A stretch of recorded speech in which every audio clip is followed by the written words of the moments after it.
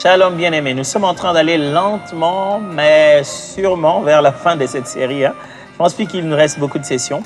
Ce qui est sûr, c'est qu'aujourd'hui, on va apprendre davantage de choses sur les songes, leurs catégories. On a déjà commencé. On va maintenant expliquer chacun de ces songes-là et commencer à avoir des principes sur bien interpréter les songes, maîtriser le songe. On ne prendra pas qu'une séance pour ça, bien sûr. On prendra encore une autre séance pour rentrer encore en profondeur. Pourquoi pas une grande séance spéciale, on y réfléchit sur juste des questions, répondre qu'aux questions que vous nous avez posées et en ligne, et comme ça tout le monde peut avoir la réponse à sa question. Aujourd'hui, j'espère que le Seigneur nous a prévu des merveilleux moments, d'abord dans l'adoration, dans la louange, parce que je pense que Dieu est un ami proche. Même quand on parle ici d'écouter Dieu, ça doit se faire dans un cadre des relations. On ne doit pas perdre la relation avec Dieu, venir juste écouter ou avoir des visions et s'en aller. Dieu est une personne avec qui on doit vivre cette relation.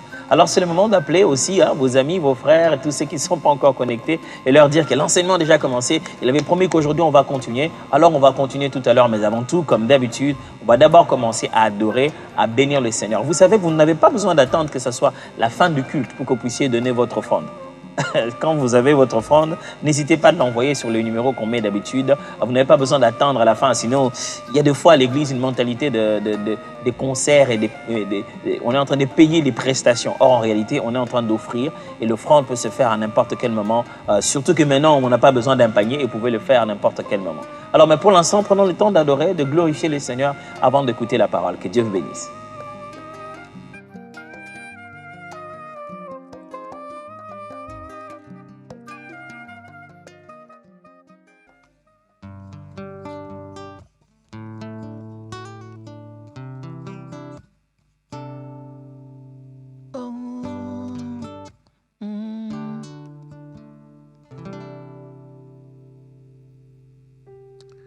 My faithful friend, you're there everywhere I go in my life.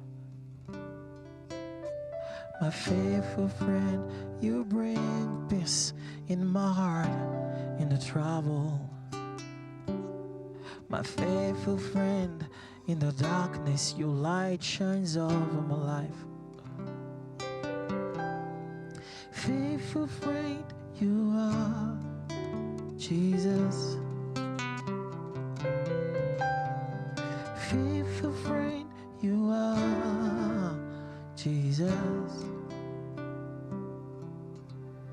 Fidèle ami, en toi je trouve la paix de mon cœur.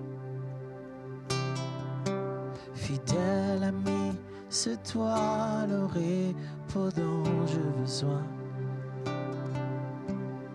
Fidèle ami, tu m'entends quand je crie, même quand je ne crie pas. Fidèle ami, plein de tendresse. Fidèle ami, toi ma forteresse. Fidèle ami, faithful friend, you are Jesus.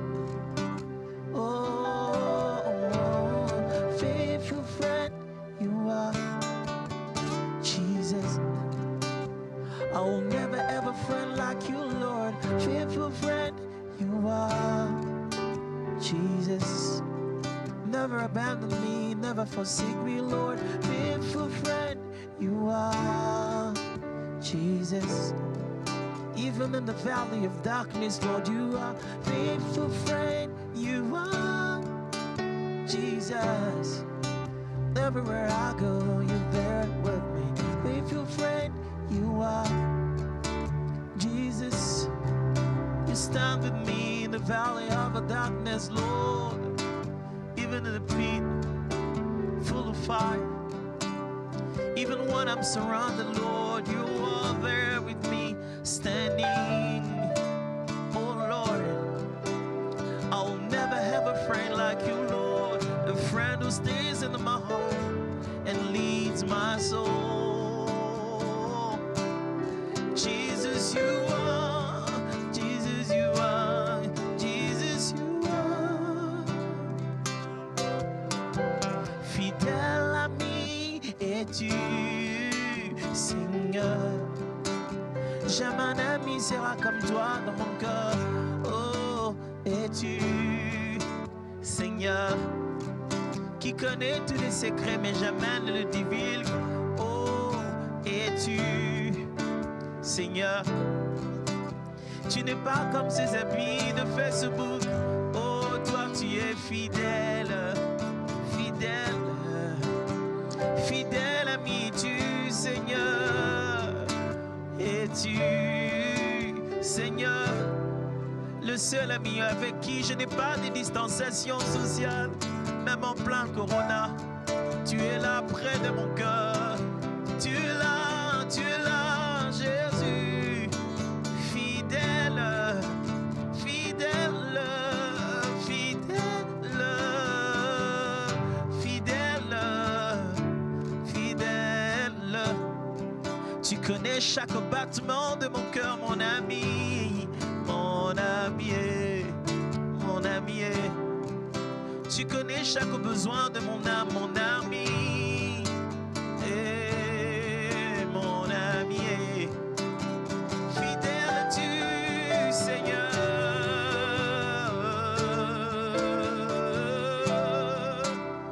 Fidèle ami es-tu, Seigneur. Commence à déclarer la fidélité de Dieu, cet ami de ce cœur, l'ami du cœur. Vous savez, avoir un ami qui va avec vous où que vous puissiez aller, qui n'a pas besoin de prendre un deuxième billet ni chercher les visas, qui n'est jamais un poids supplémentaire quand tu voyages, qui est avec toi en partant et qui t'attend là où tu arrives. Alléluia. Oh, l'ami de Daniel était avec lui quand on le jetait dans le fosse au lion et il l'attendait là-bas au milieu du lion.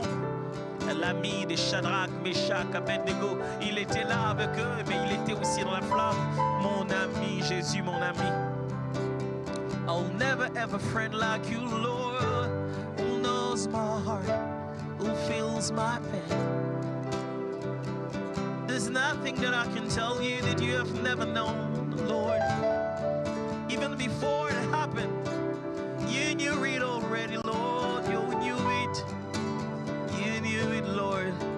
And you can feel it.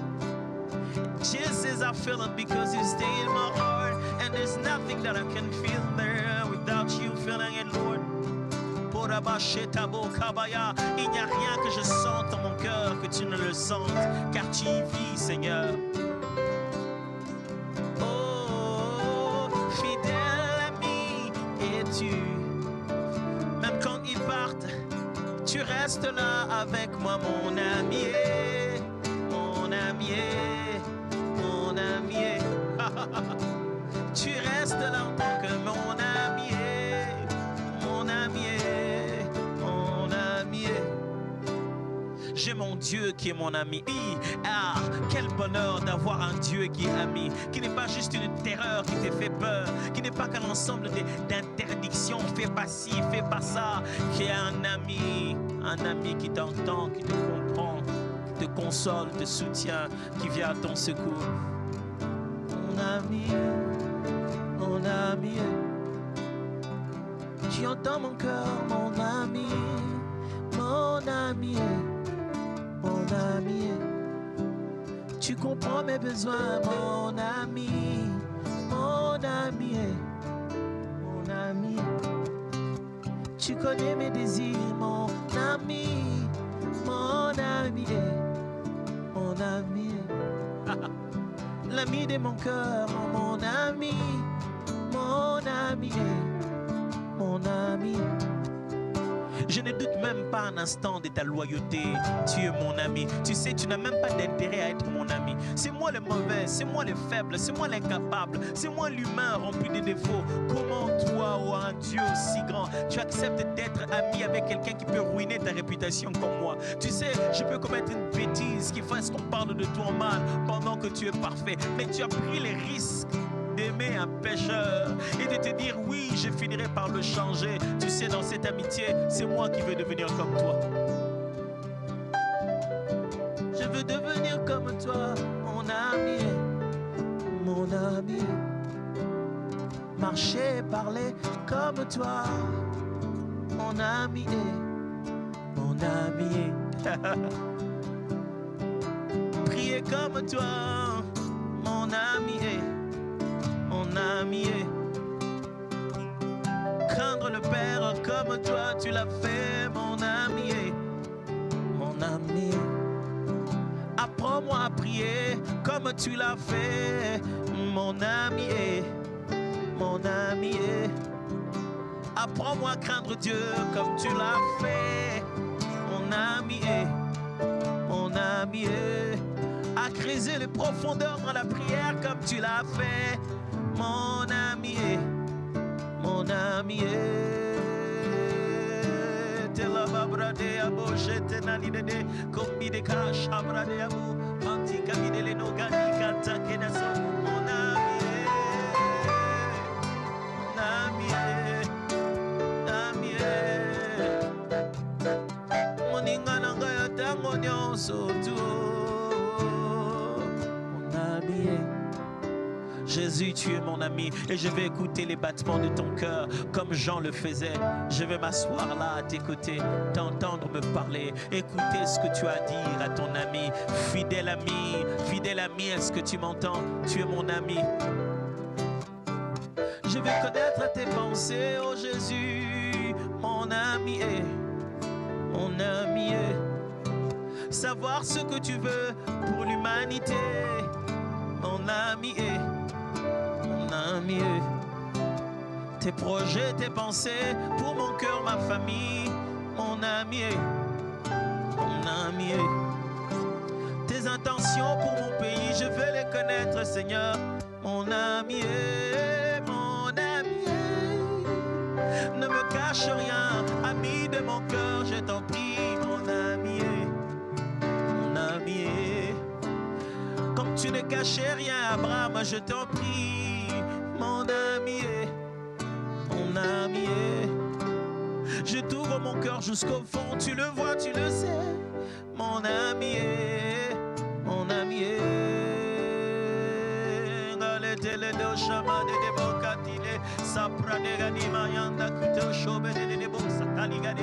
Alléluia. Est-ce que Dieu est ton ami? Tisse cette amitié en ce moment. Comment ça? Oui.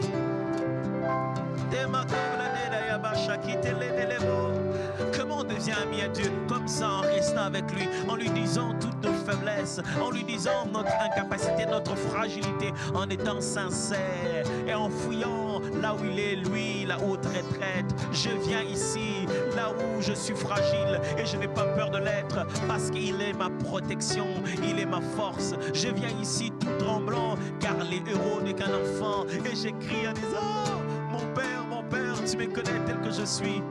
Et je lui dis, est-ce que je peux t'appeler mon ami? Il dit, bien sûr, je ne vous appelle plus serviteur, je vous appelle frère. L'ami ne cache rien, l'ami ne cache rien à son ami. Et je chante le cantique de la chambre.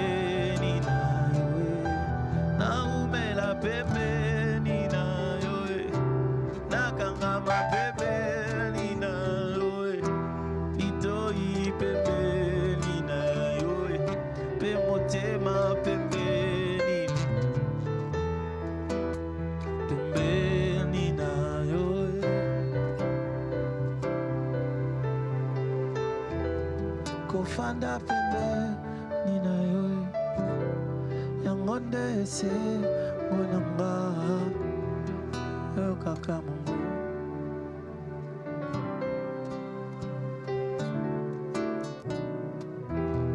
Kufanda pembeni na yo yango nde makasi nanga mwana na yo kaka Mungu na yo yango nde ese monanga kufanda pembeni na yo yango nde makasi nanga na yo kaka Mungu na yango nde ese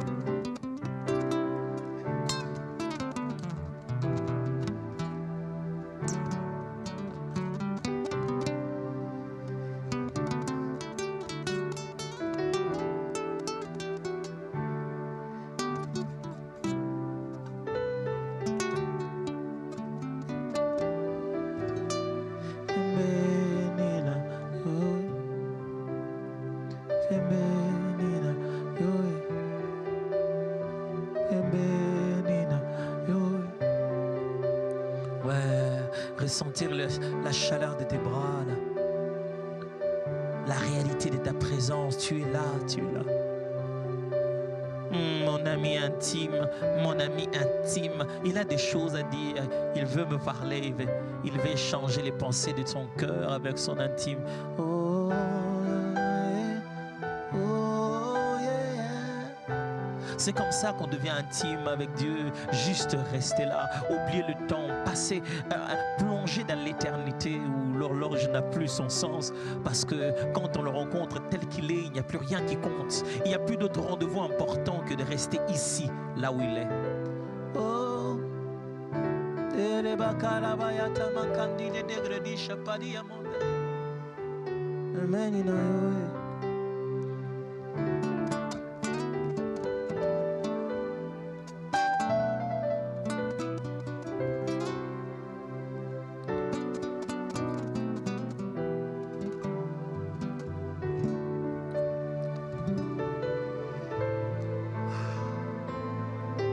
merci Seigneur.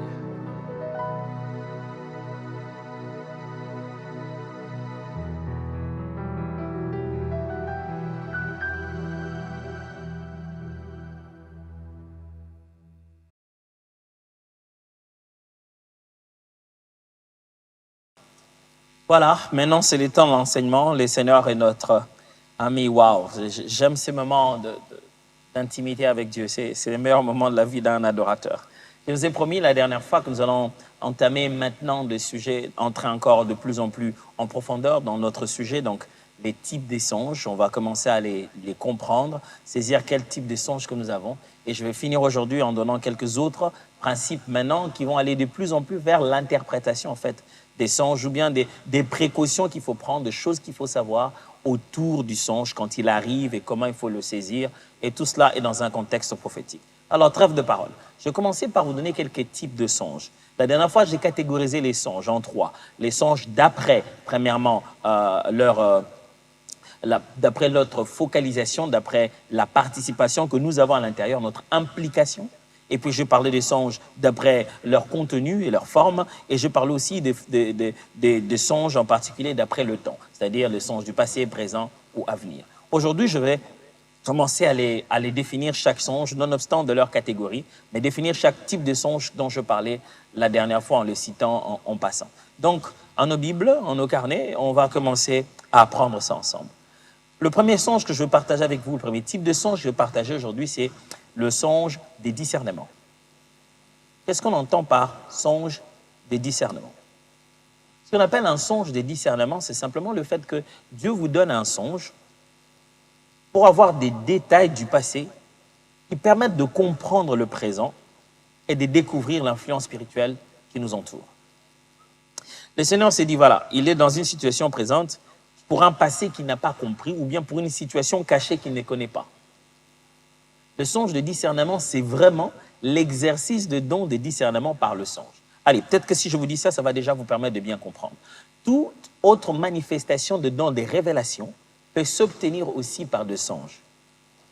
Souvenez-vous, j'ai bien fait cette différence dès le début. Le songe n'est pas un don en soi, mais il a un moyen.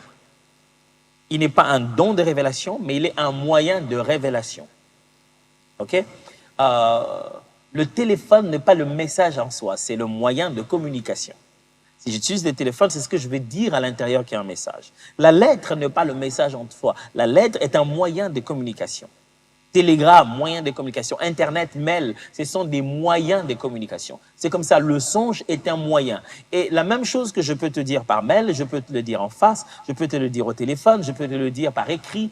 C'est le même message. Donc, le même message de discernement des esprits peut vous venir par un songe. Et alors, à ce moment-là, bien sûr, quoi de plus facile que d'appeler ça un songe de discernement? Dieu peut utiliser un songe pour vous dire à quel esprit vous avez affaire. Il vous permet de voir une personne et de voir sa duplicité, de voir une personne dans deux actes différents, de voir une personne que vous connaissez très bien, mais dans le songe, il est devenu complètement une autre personne, totalement différente. Dieu est juste en train de faire opérer sur vous un esprit de discernement pour que vous puissiez savoir quel esprit qui opère. Un petit commentaire sur le discernement. D'habitude, quand les gens disent discernement, ils pensent que c'est le don des suspicions d'esprits mauvais. Non, ce n'est pas un don par lequel vous soupçonnez s'il y a un démon derrière, non. Le discernement, c'est la capacité que le Saint-Esprit vous donne pour pouvoir reconnaître la source spirituelle qui est derrière les actes et les faits. C'est la capacité de pouvoir prendre conscience du spirituel en plein milieu du physique. Le don de discernement vous permet de reconnaître un ange, de reconnaître un démon, de reconnaître ce que le Père veut vous dire, de reconnaître quand l'humain fait l'humain. Regardez comment Jésus opérait avec. Le même Pierre, la même personne. Le discernement, ce n'est pas faire un cliché sur quelqu'un. Ce n'est pas parce que Dieu t'a révélé une chose pour une personne maintenant ça reste comme ça pour toute la vie. Le discernement, ce n'est pas faire des carnets noirs où on se dit lui, j'avais mal rêvé pour lui, donc c'est comme ça, il sera comme ça pour toute la vie. Jésus a eu affaire à Pierre, exactement la même personne, l'apôtre Pierre. Un beau jour, il lui dit, tes pensées sont des pensées des hommes. Parce qu'il a dit, écoute, tu ne vas pas mourir. Il dit, non, tes pensées là, ce sont des pensées des hommes, ce n'est pas les pensées des dieux. Il a discerné en lui l'humain qui tente de pouvoir supplanter à la volonté de Dieu. Le même Pierre, la deuxième fois, il lui dit, arrière de moi Satan. Oh! Comment tu as pu voir Satan dans Pierre? Il n'a pas dit tu es possédé, il a dit quand je t'entends, j'entends une influence. Je sais discerner l'esprit et je sais que derrière toi, où il y a quelque chose, tu ne sais pas ce que tu racontes. Le même Pierre, avec le même Jésus, une troisième fois, Jésus dit, Pierre, Simon, fils de Jonas, ce n'est ni la chair ni les sangs qui t'ont révélé ces choses, c'est mon Père qui est dans les cieux. Vous voyez ça? Maintenant, il n'est pas animé ni par la chair, ni par Satan derrière ou quoi. Maintenant, il reconnaît en lui l'Esprit de Dieu. Il reconnaît le Père. Il dit, Simon, quand je t'entends, je connais cette voix. C'est le contenu que tu dis là, ça, c'est mon Père. Dieu nous donne aussi des songes pour que nous puissions savoir, en réalité, quel est l'état d'esprit de gens. Quels sont les esprits derrière les choses qui opèrent. Dieu peut vous donner un songe pour que vous puissiez comprendre que celui qui sourit ne sourit pas vraiment. Ce n'est pas seulement parce que vous devez voir les mauvais, ça peut aussi vous permettre de discerner un état des cœurs de quelqu'un d'autre. Ou vous voyez quelqu'un qui sourit tous les jours, mais en fait, dans votre songe, vous vous rendez compte que c'est quelqu'un de triste, quelqu'un qui est généralement peut-être très dur avec les gens, mais à travers un songe, vous voyez en réalité son état d'esprit et son état d'âme. Vous voyez comment il est fragile en fait. Ça, c'est ce qu'on appelle des songes de discernement. Est-ce que vous avez des songes de discernement? Est-ce que Dieu vous donne de temps en temps la nuit des messages pour vous permettre de vous dire tu connais, lui, il est comme ça, lui, il est comme ça. Ça peut être symbolique. Tu peux voir la même personne, mais le voir habillé de deux manières ou le voir deux fois en train d'agir de deux manières. Alors, des songes de discernement, ce sont des songes par lesquels opère le don de discernement, si je dois l'appeler comme ça. Vous pouvez vous imaginer, bien sûr, l'autre songe, c'est le songe de connaissance. Je pense que ça devient un peu plus facile, parce qu'à cette partie, je parle que de ces genres de songes qui sont liés à la manifestation d'un don, pas d'autres formes de songes encore. Le songe de connaissance, c'est justement les songes par lesquels vous obtenez la connaissance divine pour pouvoir exprimer un don de parole de connaissance. Lorsque Paul parle de ces dons dans 1 Corinthiens chapitre 12, aujourd'hui je ne vais pas beaucoup lire les textes parce que j'ai beaucoup d'explications à donner. Dans 1 Corinthiens chapitre 12, lorsque Paul parle et cite les dons spirituels, il dit que l'Esprit donne à un autre une parole de connaissance, une parole de sagesse. Chaque fois dans le grec, vous voyez que c'est un article, qui est indéfini, qui se dit une parole de connaissance, une parole de sagesse, et ça parle d'une petite quantité. La parole de connaissance ou la connaissance que Dieu nous donne, ce n'est pas de l'omniscience. Il donne juste une petite information. Il peut te donner une connaissance de corps, de physique, une connaissance émotionnelle, comme il peut te donner une connaissance spirituelle. Mais c'est une parole de connaissance. Et dans le songe, Dieu peut te donner la connaissance voulue pour la situation qui est devant toi ou pour l'individu qui est devant toi. Dieu, par la parole de connaissance, il nous donne l'information utile qui peut décanter la situation, l'information utile qui va diriger nos prières, l'information utile qui va orienter notre comportement. Et on peut rêver la nuit, se réveiller un matin et avoir une connaissance si précise. Il m'est arrivé de rêver et d'avoir, je me souviendrai toujours d'un songe. J'étais à Kinshasa et je ne savais pas, mais je me préparais à me rendre à Goma. Et pendant que j'étais à Goma, j'ai eu un songe. Dans ce songe, Dieu m'a montré plusieurs choses. D'une église amie, vraiment des personnes que je respecte beaucoup, que j'aime beaucoup. Le pasteur Camille Toto et sa femme Esther. Et donc, je devais me rendre là-bas. Mais avant de venir, j'ai eu un songe. J'ai eu un songe où j'ai vu beaucoup de choses. Je ne vais pas répéter cela. En bref, ce sont des choses que les Seigneur m'a demandé de m'impliquer davantage dans leur ministère. Et, entre autres, j'avais vu une dame qui était blanche, qui était venue des États-Unis. Et je l'ai vu son visage. Elle m'a dit des choses dans ce songe-là. Elle m'a dit qu'elle voulait rester, qu'elle voulait maintenant mieux s'investir. Elle m'a dit des choses. Je ne la connaissais pas.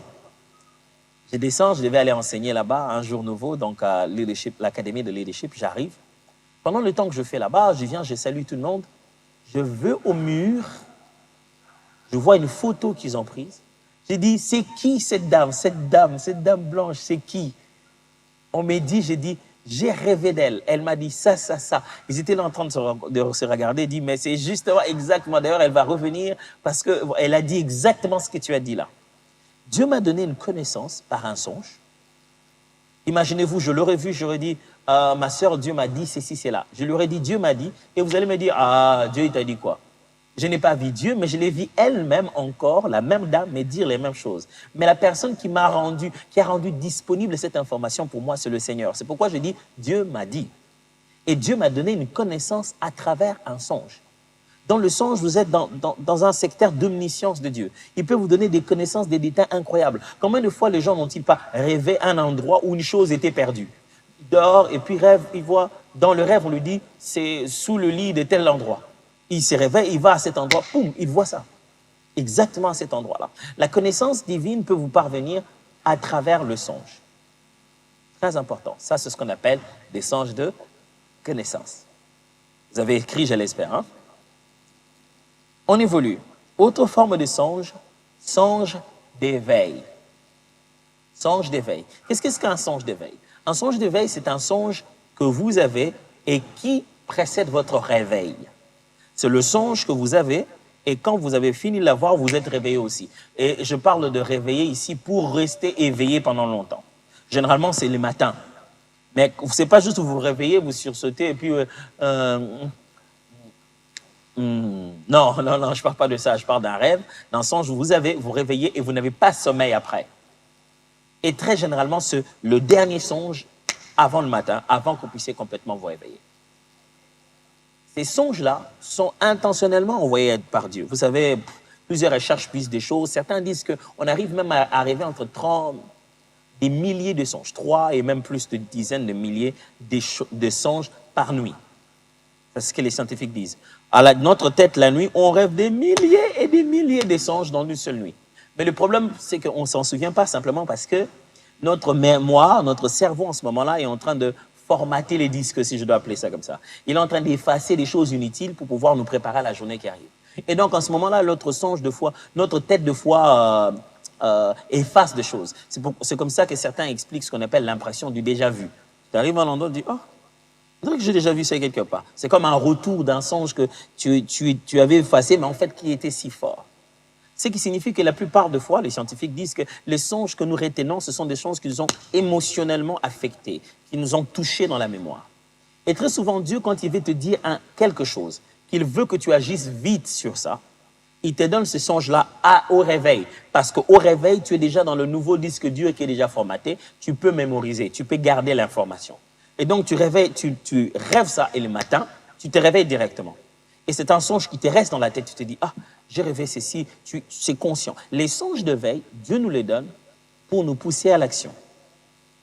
Pour nous demander de nous apprêter à l'action et très vite. Quand Dieu vous donne un songe comme ça au réveil, c'est un songe important pour lequel tu dois commencer à poser des actes aujourd'hui. Ça peut parler de l'avenir, ça peut même parler d'autres personnes, mais la raison pour laquelle Dieu veut que ça reste dans ta mémoire, c'est parce qu'il y a une action à prendre.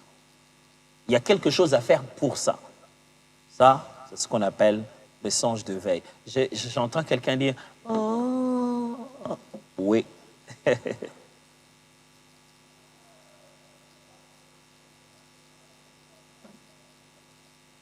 Autre type de songe.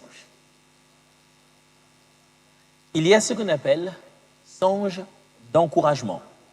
Je vous ai expliqué lorsque je parlais des buts du songe que le songe était donné aussi pour encourager. Je vous ai parlé de l'histoire de Gédéon. Un songe d'encouragement, c'est le songe que Dieu nous donne pour nous rassurer dans ce que nous faisons. Ce songe-là n'est pas seulement par vous. Et d'ailleurs, par expérience, je dis ici par expérience, très souvent, j'ai vu ces songes venir des autres personnes. C'est-à-dire, une autre personne rêve quelque chose. Des fois, vous savez, quand on est perturbé, on est stressé, on est découragé, je veux dire qu'il y a comme des parasites nous-mêmes dans notre capacité à percevoir ce que Dieu veut pour nous. Et à ce moment-là, Dieu choisit quelqu'un qui n'a rien à voir, qui ne sait même pas ces choses-là, et qui vient te dire, ah, tu sais, j'ai rêvé de toi, j'ai vu qu'il y avait ceci, j'ai vu qu'il y avait cela. Et qu'est-ce qui se passe à ce moment? Il dit des choses que même lui-même n'en connaît pas la pertinence. Il te dit des choses quand il dit, ça sonne dans tes oreilles d'une telle manière que tu te dis, waouh, ça c'est vraiment Dieu qui me l'a dit.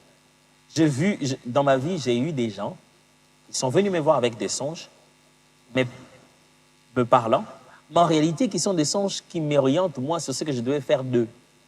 Ils me disent, ah tu sais, je rêvais ceci, je rêvais. Pendant que moi, je priais, j'ai hésité sur une chose, et quand ils me disent ce qu'ils viennent de me dire, je me dis, ok, donc Dieu lui-même dit à lui-même ce que je dois faire, mais même lui ne comprend pas ce qu'il doit faire. Je me rappelle, il y avait un pasteur qui est venu me voir, me dit, papa, tu sais, j'ai rêvé ceci, j'ai rêvé cela. Moi, des mois avant, j'étais en train de prier les Seigneurs. Je voulais prendre une orientation pour sa vie dans son ministère. Et il vient me raconter il me raconte un songe. Et dans mon cœur, je suis en train de rire. J'ai dit, waouh, Dieu est fantastique. Quel encouragement.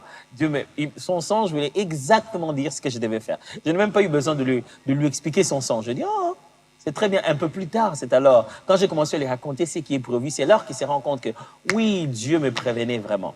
Alors, les songes d'encouragement sont des messages que Dieu te donne pour pouvoir te dire, t'encourager sur ce que tu dois faire. Il te dit, vas-y. Il te montre un peu l'avenir. C'est vraiment pas l'âne des Birido, l'âne et la carotte, mais c'est un peu comme un encouragement, une motivation. Vous savez, on parle de la théorie de l'âne, hein? On place la carotte devant l'âne, bien bloqué, avec son propre corps bien pendu là. Et voilà, plus il voit la carotte, plus il avance, plus il voit la carotte. Mais des fois, c'est comme ça, c'est un peu comme ça. Hein? Je dis, c'est pas exactement ça, mais ça donne un peu l'impression d'être ça. C'est-à-dire, Dieu te met un songe qui te permet de vivre ces instants-là. Et tu es tellement encouragé quand tu te réveilles. Ce genre de songe-là, des fois, quelqu'un passe dans des moments de désert difficiles. Tu n'as pas d'argent, mais ce que tu rêves, c'est que tu as beaucoup d'argent, tu es à un bel endroit, tu es dans ce que Dieu t'a promis. Des fois, c'est surtout quand on est en plein désert, dans un moment difficile, que Dieu nous donne les songes de nos promesses. C'est à ce moment-là que tu rêves des choses pour là où il t'avait dit. C'est quand tu souffres, c'est quand on te combat, que Dieu te fait rêver les endroits qu'il t'avait promis. Tu dis, Seigneur, je suis encore très loin de ça. Mais il t'encourage, il te dit, n'abandonne pas. Regarde, c'est réel. Qu'est-ce que c'est qu'un songe d'encouragement? Un songe d'encouragement, c'est un petit voyage que Dieu te fait faire vers le futur. Il te fait asseoir, il te dit, regarde un peu. Tu vois, c'est ici que tu seras. Tu vois, c'est très facile. Hein? Tu goûtes un peu de l'avenir et tu reviens au présent. Et ça te redonne la force. Est-ce que quelqu'un est encouragé? Est-ce que vous êtes encouragé? Si vous n'êtes pas suffisamment encouragé par les paroles, Dieu peut utiliser des songes pour vous encourager. Il peut utiliser ces songes-là. Ne regardez pas qui les a amenés. Ah, lui, d'ailleurs, c'est un païen, c'est quelqu'un que j'aime pas, je l'apprécie pas beaucoup, je m'en fous de ces songes. Ce ne sont pas toujours ces songes. Dieu peut utiliser quelqu'un d'ailleurs, juste pour t'amener un songe qui t'encourage, qui te redonne la force. Avez-vous déjà fait un long moment de retraite pour un sujet, mais Dieu vous montre complètement autre chose? Je me rappelle de fois où j'ai fait des prières, et tout ce que Dieu me donne, c'est un songe d'une autre, je vais dire d'un autre niveau, d'une autre saison de ma vie, loin là-bas. Et moi, dans cette saison, je pleure. Je dis, Seigneur, comment je vais m'en sortir? Comment ça va? Et je rêve ce que j'appelle le songe de l'autre côté. Donc, tu rêves que tu as déjà traversé tes douleurs, tu rêves que tu es entré déjà dans la gloire, tu rêves que... Et c'est comme ça que Dieu fait. Vous êtes dans un moment difficile, il te dit, je te bénirai, je te rendrai grand. Ah, comme ça? Moi, en ce moment, il te voit, il te dit, vaillant héros, l'Éternel est avec toi. Tu te regardes et dis, de qui tu parles? C'est ça, les songes d'encouragement. Ça vient même à des moments où tu ne ressembles pas à ça. Mais ça vient pour te dire, c'est ça que tu vas devenir demain. Dieu t'envoie-t-il des songes d'encouragement? Qu'est-ce que tu en fais? Tu es censé le remercier pour ça. Lui dire qu'il n'a pas changé de plan, le bénir. Quand vous avez des songes d'encouragement, votre attitude, c'est la louange, l'adoration. Juste lui rendre des offrandes, lui dire, Père, tu n'as pas changé de plan. Je te fais confiance. Renouvelez vos forces. Faites-lui confiance. Ces songes-là doivent pousser en vous de la fidélité. Ah ouais.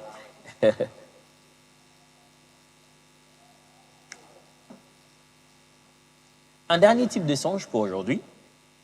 Avant que je me mette encore à vous donner d'autres explications ou des principes qui peuvent vous permettre de bien interpréter les songes, il y a ce qu'on appelle des songes énigmatiques, audibles. Songes énigmatiques, audibles. Ça signifie quoi?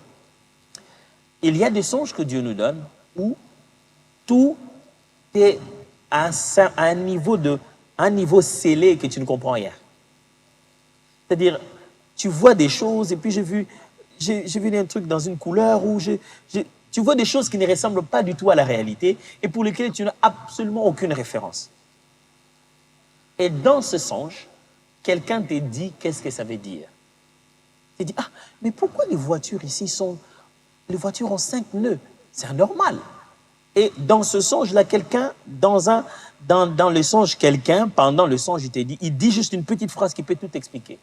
Il peut dire, ah, le monde n'est plus comme il était avant.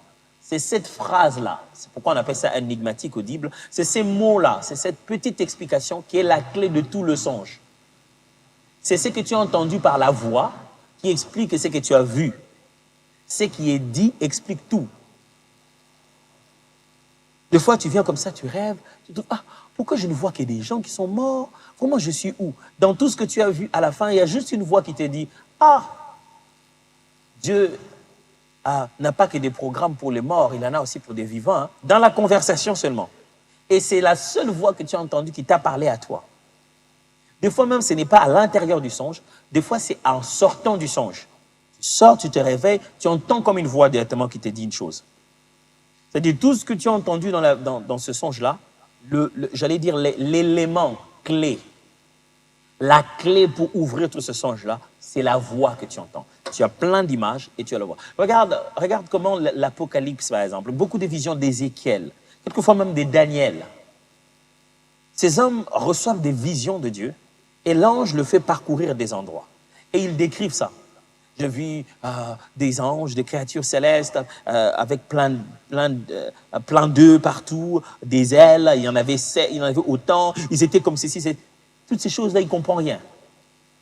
Des fois, Jean est en train de parler, dit, j'ai vu le premier chevalier, il était habillé comme ceci, il était habillé comme cela, il y avait ceci avec lui, il était celui-là, et il s'appelait autant, et il était inscrit chez lui comme ça. Dans le songe énigmatique, il y a aussi des songes énigmatiques qui ne sont pas audibles, mais qui sont visuels. C'est-à-dire, dans tout ce que tu es en train de voir, dans tout ce qui est difficile à comprendre, il n'y a qu'un mot. Tu vois sur un mur, c'est écrit.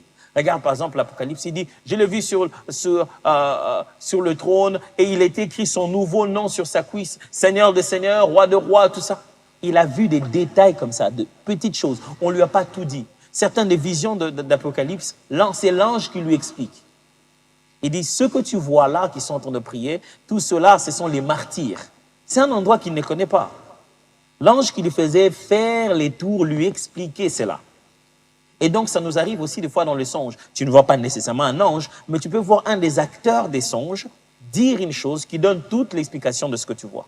Tu te dis, mais, je suis où ici? C'est vraiment quoi toutes ces choses que tu vois? Et quelqu'un, juste dans le songe, une petite phrase est dite, et tout le songe est compris. Je ne veux pas qu'en une seule séance, je vous explique tous les songes, du coup, vous allez vous embrouiller. Il y en a plus d'une... J'en ai listé plus d'une vingtaine qui vont être dans le livre. La prochaine fois, les prochains mercredis, je vais continuer d'autres formes des songes. Mais chaque fois, je voudrais une fois parler des songes, parler aussi des quelques vérités ou des principes que vous devez savoir autour du songe pour mieux saisir leur forme d'interprétation. Quels sont les principes que je voudrais partager avec vous aujourd'hui? Premièrement, il y a une différence entre révélation et information. Le mercredi passé, je vous ai dit que le prophétique se faisait en 3 phases. Révélation, interprétation, application. Je vais aller lentement pour ceux qui n'ont pas pu écrire la dernière fois. Révélation, interprétation, application, ce sont les 3 phases du prophétique. Dieu nous montre quelque chose, on comprend cela dans ce langage humain et on sait savoir à quoi ça sert. Maintenant, j'aimerais que vous puissiez comprendre qu'en matière justement prophétique, il y a une grande différence entre révélation et information. Ce que j'appelle information ici, c'est juste de la connaissance comme information. Et ce que j'appelle révélation ici, c'est la pensée du cœur de Dieu. Je vais encore bien clarifier ça. Il y a révélation quand la volonté de Dieu est connue et la pensée de son cœur est exprimée. Il y a information ou connaissance quand vous pouvez percevoir les réalités du monde spirituel. OK? Je répète. Il y a information que quand vous avez la perception de choses spirituelles. Mais il y a révélation quand vous avez la position de Dieu sur ce que vous avez vu. Révélation veut dire, certains mots qui sont dans la Bible, pour révélation, c'est comme je couvre ce vers, c'est rapapap. C'est-à-dire, je révèle, je manifeste. C'était là et je déploie et vous pouvez voir. La révélation, c'est quand la volonté de Dieu se fait connaître. Mais l'information, c'est quand je peux décrire tout ce qui se voit ici sur ce plateau. Alors, c'est pour cette raison que quelquefois, les frères et sœurs sont éblouis par les informations qui sont disponibles spirituellement. Les informations disponibles, j'aimerais vous choquer avec ça, ça va vraiment vous choquer. Spirituellement parlant, une information peut être disponible et tout voyant peut le voir. Quand je dis tout voyant, c'est littéralement tout voyant. Ce n'est pas seulement dans le sens biblique de prophète ou quoi, mais même dans médium ou quoi que ce soit. Par exemple, vous venez, je n'ai pas vraiment besoin nécessairement, ce n'est pas la révélation. Si je vous dis par exemple votre numéro de téléphone ou je vous donne une information comme ça, ce sont des indices de la connaissance de Dieu, mais la connaissance de Dieu, Dieu ne s'est pas encore révélé. Ce n'est que des informations. Vous êtes là, par exemple, je vous dis comment vous appelez, ce ne sont que des informations. C'est ce que Jésus essayait de faire comprendre à Nathanaël. Il dit, Nathanaël, on l'a présenté, il dit, ok, toi c'est Nathanaël, l'homme en qui il n'y a pas de fraude. Tu me connais Dieu. Il dit, quand tu étais sous le figuier, je t'ai vu. Incroyable. Il dit, parce que je t'ai dit ça, tu crois que je suis le Fils de Dieu? Tu vas entendre d'autres choses. Tu vas entendre des choses que tu ne connais pas. Ça, c'est Jésus qui est en train de dire. Ça dit, oui, ça c'est juste des informations disponibles. C'est pour cette raison, j'aimerais vraiment préciser une chose. Je tiens à cela. J'insiste, l'information, c'est ce qui est disponible spirituellement. C'est-à-dire que quand j'ai les dons de l'esprit, j'ai les capacités spirituelles du Saint-Esprit de Dieu, je peux voir les mêmes choses. Et écoutez-moi bien, très bien, ces mêmes choses-là peuvent être vues aussi par un médium, par un féticheur, par quoi que ce soit. Par qui que ce soit qui voit spirituellement, par qui que ce soit qui perçoit les choses de l'esprit, voilà, les choses spirituelles. Quand je dis de l'esprit, je ne parle pas du Saint-Esprit nécessairement, des choses spirituelles. Et entre nous soit dit, écoutez-moi, votre numéro de téléphone, votre adresse où vous habitez, votre maison, toutes ces choses-là sont avec vous, c'est votre vie. C'est pas vraiment le ciel qui me les révèle. C'est votre vie. Ce que le Saint-Esprit fait, il m'ouvre en fait la capacité de voir. Et je dépends que des informations utiles qui pensent que si je te le donne, ça peut te rappeler l'omniscience de Dieu. Et quelquefois, malheureusement, on tombe un peu dans la tentation de débiter toutes les informations en oubliant en réalité les cœurs de Dieu pour cela. Alors, les informations ont le but de te faire un « wow » de « oh, comment il sait ça ?» Et l'humilité du serviteur, c'est te dire « c'est Dieu qui m'a parlé parce qu'il veut ceci et cela ». Alors, l'information doit se mettre maintenant dans le contexte de la révélation, c'est-à-dire maintenant la personne de Dieu, comment Dieu se révèle. Après que j'ai t'ai parlé, qu'est-ce que tu penses de Dieu? Pas de moi. Qu'est-ce que tu penses de Dieu? Comment tu as compris Dieu? Après que je t'ai donné tout cela, quels sont les détails qui te fait sentir que ça, c'est mon Dieu qui me parle? Alors, l'information peut être l'objet de toute voyance. Mais écoutez-moi bien, toute voyance n'est pas prophétique. Voilà, j'espère que ça commence à devenir un peu plus clair. Donc, l'information est disponible à toute voyance, mais toute voyance n'est pas prophétique. Le domaine du prophétique, c'est le domaine du cœur de Dieu. Le domaine des besoins de Dieu, le domaine de la volonté de Dieu, des Écritures, le domaine d'un Dieu qui veut se révéler, il veut faire connaître sa volonté, le domaine où on pense à la finalité. Dieu vise l'être humain, il veut faire un travail avec toi. Il ne veut pas te donner des informations des météos pour que tu saches quand est-ce qu'il va pleuvoir. En fin de compte, c'est quoi? C'est pourquoi? Alors, frères et sœurs, dans les songes, c'est la même chose. Vous allez recevoir des informations, vous allez voir des détails, il y a des trucs, mais vous devez rester concentré sur la révélation. Qu'est-ce que Dieu veut qu'on sache de lui? Comment Dieu se révèle? Quelle est la pensée de Dieu? Quelle est la volonté de Dieu? Des fois, les gens sont, ils sont figés sur des détails inutiles. Regarde un songe, je dis, pasteur, c'était vraiment bizarre, hein? Dans ces songes-là, ça m'a fait peur. Imaginez-vous si Pharaon était l'un de nôtres de cette époque. Vous avez dit, ce songe-là m'a fait peur. Il y avait des animaux qui mangeaient les autres animaux. Vraiment. Comment on peut manger les autres animaux? Vraiment, est-ce que c'est possible? Je vais expliquer ça tout à l'heure. Ce n'est pas ça le plus important pour toi. Le plus important, c'est, ça veut dire quoi? Pour que j'en fasse quoi? Qu'est-ce que Dieu, comment Dieu fait se révéler ici? Souvenez-vous, alors Pharaon, quand il fait appel à Joseph et que Joseph finalement vient, Joseph lui rappelle, il dit, Pharaon, ce n'est pas moi qui vais donner l'explication de ton songe, c'est l'Éternel qui va donner l'explication du songe. Et quand il a donné l'explication du songe, il dit que le Dieu très haut veut lui donner 7 ans d'abondance et puis après, il y aura 7 ans de disette. C'est Dieu. Faites une différence entre révélation et information. Deuxième principe, j'espère que ces principes vous aident, hein? J'espère vraiment. Deuxième principe, le songe est une réalité différente avec des possibilités illimitées. On peut y faire des choses qu'on ne fait pas d'habitude. Le songe est une réalité différente avec des possibilités illimitées. On peut y faire des choses qu'on ne fait pas d'habitude. Écoutez-moi bien, le monde de songe est un monde, j'ai utilisé le mot monde pour nous faire comprendre un peu le contexte. Le monde des songes, ce n'est pas le même monde ici. Dans ce monde ici, vous avez la gravité. Quand vous marchez, vous sautez, vous tombez, vous jetez quelque chose en l'air, ça descend. Ce n'est pas comme ça dans les songes. Les songes est une forme de scénario que Dieu a mis sur pied et ça ne respecte pas les mêmes principes d'ici. Dans les songes, les arbres parlent, les miroirs s'expriment.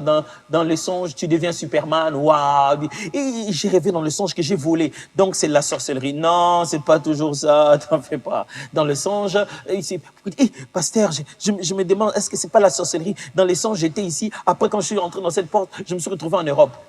Bien sûr, c'est ça le songe. C'est le seul monde où tu peux être ici, dans un même tableau. Après, tu es là-bas, tu parles avec ton frère qui est dans le... Et j'étais dans le songe, j'ai rêvé de ma mère qui est morte. C'est pas bien de rêver de quelqu'un qui est mort. Dans le songe, toi, tu es quoi? Tu es vivant?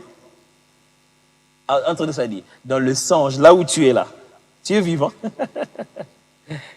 Tu es dans une autre réalité, en fait. Et donc, dans les songes, tu peux rencontrer des personnes qui sont déjà passées, que le Seigneur va ramener leur image symboliquement, en fait, pour faire résonner leur relation avec toi. Un père, une mère, une grand-mère, un grand-père ou un président de la République, tout cela. Ce n'est pas parce que c'était quelqu'un qui est déjà mort que c'est nécessairement une connotation négative. Donc, le monde des songes est un monde de plusieurs possibilités. Ah, j'ai vu des gens, ils étaient en train de me suivre. Quand je sautais comme ça, j'ai commencé à voler, bien sûr. Regardez l'Apocalypse. Regardez comment Jean est en train d'expliquer. Il dit, la femme était là. Lorsque la bête l'a poursuivie, il lui fit donner les ailes de l'aigle et elle est montée. Et la bête a craché. Ce qu'elle a craché, c'était comme de l'eau pour pouvoir l'inonder. Vous imaginez ça? Vous imaginez les visions des gens? Et il dit, les gens, il avait des yeux partout. C'est quel monde-là où on a des yeux partout? Parce que justement, dans le monde de la vision, ce n'est pas les mêmes réalités que le monde physique. Vous allez beaucoup vivre de choses qui entrent en contradiction avec le monde physique. Vous voyez, par exemple, une vache qui était de couleur verte. Ah, une vache de couleur verte? C'est pas normal. Oui, c'est-à-dire que généralement, les choses qui sont anormales par rapport à ta normalité sont des choses pour lesquelles Dieu veut attirer ton attention. Quand il change la couleur de la vache, c'est avec un but. Voyez ça? Donc, le monde de songe est un monde totalement différent avec des possibilités illimitées. Et donc, ces changements-là des décors sont des messages que Dieu nous donne. Ouais, j'espère que quelqu'un est en train de se dire, oh, je commence à comprendre maintenant. Oh, si tu avais écrit tes songes, tu serais le plus heureux. La prochaine fois, je vais vous apprendre comment on écrit les songes. Parce que des fois, on n'a pas toujours les téléphones avec soi. Et des fois, même dans l'écriture du songe, vous pouvez placer cela de manière à commencer à bien voir les scénarios et commencer à comprendre et avoir l'interprétation. Troisième principe. Au réveil d'un songe, il faut rester attentif au Saint-Esprit sur ce qu'il dit et fait sentir. Je répète, au réveil d'un songe, il faut rester attentif au Saint-Esprit sur ce qu'il dit, fait sentir ou dépose dans notre cœur. Pourquoi? Parce que simplement, les songes est un puzzle, est un élément du puzzle. Un songe, ce n'est pas tout ce que Dieu, ce n'est pas que le seul moyen de vous le dire. Un songe, c'est l'une des façons par lesquelles Dieu vous a dit ça. On peut vous envoyer un même document par mail et par WhatsApp, n'est-ce pas? Le même document. Ce n'est pas parce que vous l'avez par mail qu'il n'est pas par WhatsApp. Ce n'est pas parce que celui qui est en WhatsApp, c'est le même PDF que vous envoyez par WhatsApp, c'est le même PDF que vous avez par mail en même temps. C'est les mêmes. Mais les moyens ont changé. Et le songe, c'est un de moyens. C'est-à-dire que ce n'est pas que ce que vous avez reçu en songe, vous ne pouvez l'avoir qu'en songe. Et le Dieu de la Bible a généralement tendance à dire une fois et à dire deux fois. À trouver plusieurs moyens de dire la même chose. Et le songe n'est que l'un de moyens. Et vous devez le placer dans un contexte des autres moyens que Dieu vous a utilisés. Ne mettez pas le songe comme le moyen suprême. Non, mettez-les dans le contexte de plusieurs autres moyens. Dieu vous a parlé aussi d'une autre manière. Souvenez-vous, il parle d'une manière, tantôt d'une autre. Alors, il a utilisé plusieurs moyens pour vous dire la même chose et le songe en font partie. Alors, qu'est-ce qu'il faut faire? C'est que quand vous vous réveillez le matin, surtout quand vous êtes éveillé par un songe, tenez compte de qu'est-ce que vous ressentez de ce songe-là. Ou restez sensible au Saint-Esprit. Il peut vous dire une chose de plus sur le songe, vous donner une clé de plus sur le songe, ou vous déposer un fardeau. Il m'est arrivé de me réveiller un matin comme ça avec des songes pour lesquels, en réalité, je n'ai aucune explication. Je juste rêvé, je me réveille, je dis, oh, ça veut dire quoi, Seigneur? Ouf, dès que je pose cette question, j'ai juste un fardeau. Quelqu'un que je n'ai même peut-être pas vu dans le songe. Dieu me dit, appelle un tel. Je dis, OK. Et la journée, ça me revient, j'appelle la personne. Dès que la personne me répond au téléphone, tout mon songe devient, hop, ça s'ouvre, ça devient clair. Souvenez-vous de ce qui est arrivé avec Pierre. Pierre était en train de prier dans le livre de Actes des Apôtres. Il priait. Il a prié, il a eu faim, il est descendu pour demander qu'on lui prépare à manger. Il est remonté, la Bible dit, il est tombé en extase. Il a eu une vision. L'extase est un état. Le moyen, c'est la vision. Alors, il est tombé en extase et il a eu une vision. Et qu'est-ce qui s'est passé? Dans cette vision, la Bible déclare qu'il voyait une natte sur laquelle on a mis toutes sortes d'animaux, des animaux déclarés impurs dans la tradition juive. Et justement, et une voix qui lui disait, hein, souvenez-vous, tout ça c'est vraiment ce qu'on appelle un songe énigmatique. La voix lui disait, tue et mange. Les animaux impurs, je ne vais pas manger. Le sens de ce sens, c'est la voix qui parle encore, qui dit, n'appelle pas impur ce que j'appelle pur. C'est tout ce qu'il a eu. Pas une fois, il a eu encore. OK. Il s'est dit, bon, c'est quoi cette affaire? Pendant qu'il se réveille, il entend qu'on frappe en bas et l'Esprit lui dit, le Saint-Esprit lui dit maintenant, ils sont venus te chercher, pars avec eux. Écoutez ça. Il a eu un songe, mais après, et puis plutôt, il a eu une vision. Après cette vision, le message lui dit, il y a des gens qui viennent te chercher, pars avec eux. Vous allez même avoir l'impression qu'il n'y a pas de lien. Mais pourtant, c'est un ordre clair qu'il a reçu qui vient accompagner ce songe-là. Les songes ne vous rendent pas indépendants du Saint-Esprit. Il doit vous rendre encore plus dépendant du Saint-Esprit. Alors, la première personne à qui il faut penser quand vous avez un songe, ce n'est pas les pasteurs à tort. La première personne à qui il faut penser quand vous avez un songe, c'est l'auteur de ce songe-là. C'est le Seigneur. C'est rentrer auprès du Saint-Esprit. C'est de lui que Jésus a parlé en disant qu'il nous expliquera toutes choses. S'il y a quelque chose que vous ne comprenez pas, c'est lui c'est ça son rôle, c'est ça son ministère, c'est ça sa dispensation. C'est de nous expliquer ces choses-là. Alors, quand vous vous réveillez le matin, tournez-vous vers l'Esprit de Dieu, Saint-Esprit de Dieu. Il y a des choses que je n'ai pas compris, des symboles qui me dépassent. Explique-moi ça, mets ça dans mon cœur. Et quand tu es en train de prier comme ça, il y a des pensées qui viennent, il y a des convictions qui viennent, des orientations qui viennent. Applique-le. C'est ce que Pierre a fait, il est descendu, il est parti avec eux. Il est parti avec eux. Pourquoi Dieu devait lui dire ça? Parce qu'ils sont venus lui demander de partir dans la maison de quelqu'un qui était un oncle, un païen, donc un Romain, et il devait aller chez lui à la maison. Il y avait de quoi avoir peur. Ils partent. Ils arrivent. Le monsieur le reçoit, il s'appelait Corneille. Corneille lui dit, ben, écoute, j'ai un ange qui est venu me voir aujourd'hui, il m'a dit que je devais aller te chercher et tu devras me dire des choses. Pendant qu'ils parlaient encore à deux, et qu'ils avançaient dans la maison, ils se rendent compte que, oh, Corneille n'était pas seul. Corneille avait plein d'autres personnes chez lui à la maison et qui étaient tous de non-juifs. Et quand il les regarde, il pousse un cri, il dit une phrase qui vous permet de savoir qu'il a eu un déclic, il a compris sa vision. Il dit, je vois aujourd'hui que Dieu ne fait exception de personne. Mais partout dans le monde, ceux qui les craignent et ceux qui font sa volonté, ce sont là ceux qui le craignent. Il regarde. Il dit, wow, moi qui pensais que Jésus, il est venu que pour le juif. Il n'est pas venu pour le juif. Parce que cet acte-là qu'il leur a posé lui a coûté quand même une explication auprès des autres apôtres. Il a dû leur expliquer ce qui s'est passé. Parce que pourquoi il se retrouve dans les maisons de non-juifs?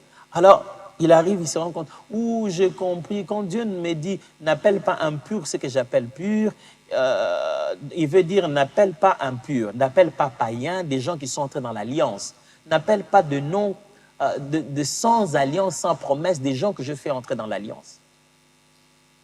Un songe a permis à cet apôtre de poser le premier acte vers les païens. Acte qui sera suivi par tout un ministère de Paul qui clarifie d'ailleurs très bien ces choses et vous voyez la pertinence même de la vision de Pierre. La vision de Pierre, ce message de Pierre, ce songe, je peux l'appeler comme ça parce qu'il a reçu ça un peu en extase. Cette vision-là, eh bien, c'était une vision qui était accompagnée d'une voix. Après cela, dans la vision, il avait la voix. Et quand il a fini, Dieu lui a dit, les gens sont là en bas, continue, va le suivre. Alors, s'il vous plaît, continuons à dépendre du Saint-Esprit. Alors, quelques derniers principes. D'abord, tenez compte des noms, des images que vous fixez et des rôles que vous jouez. Quand vous voulez interpréter un songe, quand vous avez un songe, tenez compte de certaines choses. Premièrement, les noms des personnes. Quand vous avez quelqu'un, vous voyez quelqu'un, répétez. Quand vous êtes en train de saisir ou bien d'écrire ou bien de prendre l'audio de cette vision, tenez compte de ce nom, parlez de ce nom-là. Généralement, quand les gens me racontent des songes, je me parle des personnes, je leur demande, il s'appelle comment? Deux fois, ça n'a rien à voir avec la personne, ça a juste à voir avec son nom, la valeur de son nom. Ce qu'il veut dire en tant que nom, ça fait tout. Ça explique tout. Ce sont des figures de style. Tenez compte des noms des personnes, des noms des endroits. Tenez aussi compte des images que Dieu vous permet de fixer. Vous pouvez être dans une maison, mais pendant le songe, vous fixez juste l'escabeau, par exemple. Vous voyez, c'est ça que vous zoomez. Les Seigneur vous fait zoomer des détails dans le scénario qui doivent avoir de l'explication, qui doivent avoir un sens. N'entrez pas dans les détails inutiles. Si par exemple vous avez un songe, je vous dis, la maison en question était une maison de combien de mètres carrés? Vous n'allez pas compter, vous n'allez pas savoir combien de mètres carrés c'était. Mais dans cette maison, au moins vous avez dit, quand je suis entré dans cette maison, il y avait une décoration en bleu. Voilà, il y a des petits détails comme ça que votre attention retient, que l'esprit vous permet de zoomer. Parce que c'est ça ce qui est symbolique. C'est ça qui est utile. Souvenez-vous, la dernière fois, je vous ai dit que le songe est une sorte de parabole nocturne. Et dans la parabole, par exemple, la parabole du juge unique. On dit la femme venait lui demander, insister. Est-ce qu'on a dit le juge, il habitait de quel côté? Est-ce qu'on a dit la femme criait ou venait la nuit ou le jour? La femme avait une natte qu'elle mettait par terre, elle s'habillait comment? Ces détails-là ne sont pas utiles. Les détails, c'est qu'il y a un juge, il y a une femme qui est en train de l'importuner et de continuer à insister. C'est ces choses sur lesquelles Dieu zoome dans la parabole, c'est ça qui a un sens. Souvenez-vous, parabole du semeur. On n'a même pas dit dans quoi il mettait sa sémence là. On n'a même pas dit sur quelle avenue il était habillé comment. C'était comment. Il y a des détails qu'on n'a pas donnés, mais on montre où c'est tombé, où il sème et qu'est-ce que ça donne avec le temps. C'est ça qui est plus utile. Alors, de fois, Dieu aussi peut vous faire focaliser un rôle que vous jouez. Il vous montre le rôle que vous êtes en train de jouer. Alors, c'est ça parmi les choses qui sont importantes. Alors, je vais finir aujourd'hui juste en vous disant qu'un autre principe, il y a des images répétitives, mais elles sont d'abord personnelles et culturelles. En matière de songe, il y a des images répétitives. Parce que je ne veux pas tomber dans la tentation de vous dire quand vous rêvez que vous mangez, ça signifie ceci. Quand vous rêvez que vous marchez, ça signifie ceci. Non, il y a des images qui sont répétitives, qui se répètent presque comme ça, toujours chez tout le monde. Mais ces images ne suffisent pas en elles-mêmes pour dire que chaque fois que tu rêves ça, ça signifie ça. Et chaque fois que tu vois ça, voilà le sens. Parce que le sens d'une image va d'abord d'après la parole de Dieu. Deuxièmement, le sens d'une image va d'après la personne, l'individu. L'individu peut voir des choses et connaître des choses que moi, je ne connais pas. Et troisièmement, l'essence d'une image va aussi culturellement. Alors, vous allez aujourd'hui, vous rêvez quelque chose de quelqu'un habillé en rouge, tout ça là. Vous, ça vous fait peur. Dans une autre culture, c'est tout ça le symbole de ce qui est spirituel. Vous rêvez que vous êtes dans un feu, en train de marcher. Pour certaines personnes, il est dans les épreuves. Quelqu'un d'autre se dirait, il était en train de subir un baptême de feu. Alors, certaines images sont essentiellement culturelles et personnelles, individuelles. C'est-à-dire, l'individu comprendrait mieux cette image que qui que ce soit d'autre. Et d'autres reçoivent la base d'abord de la Bible, les genres d'images qui sont utilisées dans la Bible. Alors, ne faites pas ceci. Qu'est-ce que tu as rêvé? Oh, j'ai rêvé qu'il y avait un chien qui était en train de me poursuivre. Le chien, c'est l'impudicité. Pourquoi? Elle dit non, j'ai rêvé, il y avait un lion qui était en train de rugir. Il dit quel lion? Il voulait quoi? Il y avait un lion qui tournait tout autour de moi. Ça, c'est les diables. Franchement, la Bible n'a jamais dit que les diables étaient un lion. Dans les symboles bibliques, le diable n'est pas un lion. La Bible dit plutôt que le diable rôde comme un lion voulant attraper sa proie. C'est la manière de rôder qui est décrite comme celle d'un lion. Donc, le symbolisme biblique, par exemple, du lion, ce n'est pas le diable, c'est Christ, les lions de la tribu de Juda. Ça, c'est clairement dit. Alors, les symbolismes, comme je vous l'ai dit, il est basé d'abord bibliquement, et puis il est personnel à l'individu, et il est au fois culturel. Alors, certaines personnes proposent des types de songes, ils disent que ça signifie que toujours ça. Je ne préfère pas souvent utiliser cela, mais je ne nie pas le fait qu'il y a des songes que je vais dire carrément typiques. Il y a des éléments dans les songes qui sont typiques. Et généralement, quand tu le vois, ça signifie ça. C'est pour ça que ça permet d'avoir des habilités aussi, hormis le don d'interprétation, mais les habilités d'interprétation qui permettent d'interpréter. Il faudrait qu'il y ait quand même des standards et des éléments répétitifs. Alors, j'espère qu'aujourd'hui, vous avez pu être suffisamment concentrés pour apprendre les choses que le Saint-Esprit veut nous apprendre à nous tous. Et j'espère qu'à la prochaine session, je vais avoir le temps de vous expliquer comment on écrit des songes et vous apprendre encore d'autres formes de songes et d'autres éléments qui peuvent vous aider à l'interprétation. Que Dieu vous bénisse.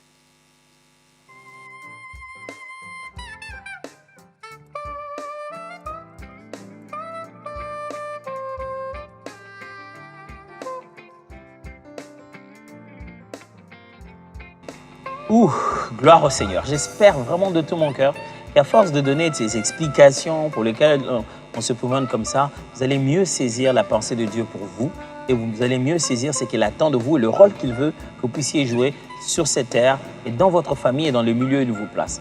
Et en ce moment-ci, c'est le temps de donner nos offrandes. J'aimerais juste nous rappeler qu'il y a des numéros ici pour que vous puissiez envoyer votre offrande si vous voulez le faire donc justement par téléphone ou passer sur notre site si vous êtes loin et que vous voulez le faire par virement. Il y a des numéros que vous pouvez appeler justement. Parmi ces numéros, il y a un numéro de confirmation. Sur ce numéro de confirmation que vous avez sur le site internet toujours, vous pouvez appeler justement si vous avez besoin d'envoyer, je sais pas moi, en Western Union ou MoneyGram et les histoires des banques et tout ça là, c'est un peu difficile pour vous. Nous sommes en train de travailler sur la meilleure façon d'avoir des gateways sur notre site pour que quand quelqu'un a besoin de donner, il puisse le donner directement, que ce soit un peu plus facile à faire. Alors, maintenant aussi, je voudrais vous rappeler un peu ce qu'on va voir demain. Donc, demain, on va voir le pasteur Blanski, encore une fois de plus, pour nous permettre de digérer et d'introduire ces messages dans notre vie pratique comme une prière. Tout ce qu'on a appris aujourd'hui dans toutes ces formes d'échange. Et puis, le dimanche, nous allons encore continuer aussi, même pour le dimanche, on tend progressivement vers la fin, en train d'apprendre davantage sur ces gestes barrières. Ça devient de plus en plus intéressant. Et entre-temps, pour moi, voilà, je vous dis au revoir. J'espère que le Seigneur vous fera beaucoup de bien et vous donnera une très, très bonne santé et très bonne soirée. Que Dieu vous bénisse.